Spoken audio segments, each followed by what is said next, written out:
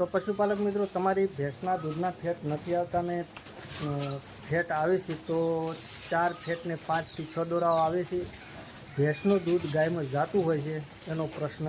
મિત્રો, આજના નવા જ વિડીયોની અંદર તમારા બધાનું સ્વાગત છે. અને ખરેખર આપણે એક પશુપાલક મિત્રનો પ્રશ્ન હતો કે ભેંસના દૂધના ફેટ નથી આવતા, ફેટ આવે છે તો 4 ફેટ ને 8 થી 9 દોરાઓ આવે છે અને એ દૂધ ગાયમાં જાય છે, તો એના માટે આપણે શેનો ઉપાય કરો અને કઈ રીતની પ્રોસેસ કરવાથી આપણે ભેંસના દૂધના ફેટ થોડા ઘણા આપણે વધારી શકીએ. તો ખાસ પશુપાલક મિત્રો, કે તમે જ્યારે એકનું એક કોઈ પણ ખાંડ સારતા હોય છો તો ભેંસના દૂધના ફેટ વધતા નથી.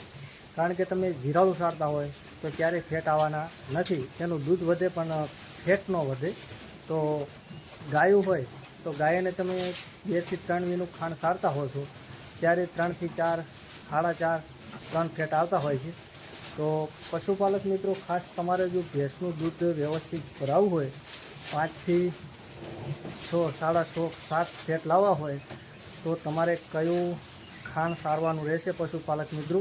અને ઘણા પશુપાલક મિત્રો કેવી ભૂલ કરતા હોય છે કે એકનું એક જ ખાંડ સારતા હોય છે, જીરાળું અથવા કોઈ પણ દાણ આવતું હોય છે, એકનું એક જ ખાંડ સારતા હોય છે ત્યારે ફેટ એના આવતા નથી.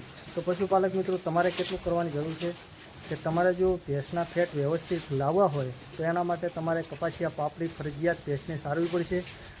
એની અંદર તમારે જો તાજા વિહારમાં હોય તો થોડું થોડું તમારે તેલ પણ એની હારે સારતું રહેવું પડે તો ફેટ આવે ને, કે બાકી ભેંસનું દૂધ છે ગાયમાં જતું હોય છે.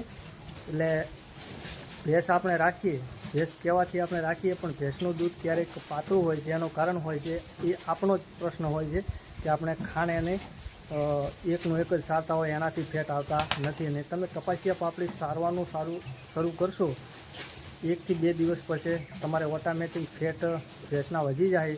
જો 4.5 આવતા હશે તો 5.5 કમ્પ્લીટ થઈ જાય, અને વધારે 5 આવતા હશે તો 6.5 થી 7 જેવા થઈ જાય. તો પશુપાલક મિત્રો, ખાસ તમારે આ નોંધ લેવી. અને હાલ ચોમાસું છે એટલે ઘણા ખરા પશુપાલક મિત્રો કેવો કરતા હોય છે કે એમને સૂકી સાર કોઈ પણ નાખતા નથી અને લીલું ઘાસ વધારે સારતા હોય છે. અને જેટલું તમે લીલું સારશો ત્યારે તમારે આ પ્રશ્ન બનશે, કારણ કે ફેટ બિલકુલ ઘટી જાય.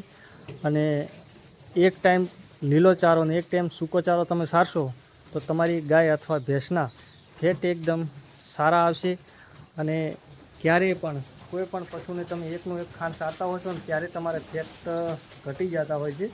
તો 1 થી 2 વીનું ખાંડ તમે ભેગું રાખો, કપાસિયા પાપડી છે, દાણ છે, જીરાળું છે અથવા કોઈ પણ કંપનીની પાપડી છે, તો તમે 2-3 વીનું ભેગું સારવાનું રાખશો ને તો તમારી ગાય અથવા ભેંસના ફેટ પણ સારા આવશે અને સારા ભાવથી તમારું દૂધ પણ જાહે. અને ખાસ પશુપાલક મિત્રો, બીજું શું હોય છે કે તમે એકનો એક કોઈ પણ સારો મત સારો, કારણ કે લીલું વધારે સારશો ત્યારે પણ ફેટમાં પ્રોબ્લેમ આવો બનતો હોય છે. તો પશુપાલન મિત્રો, આજના વિડીયોની અંદર આટલું જ હતું. ફરી મળીશું નવા વિડીયો સાથે. અને અમારી ચેનલ ઉપર તમે નવા હોય તો ચેનલને સબસ્ક્રાઈબ કરવાનું ન ભૂલતા. જય માતા.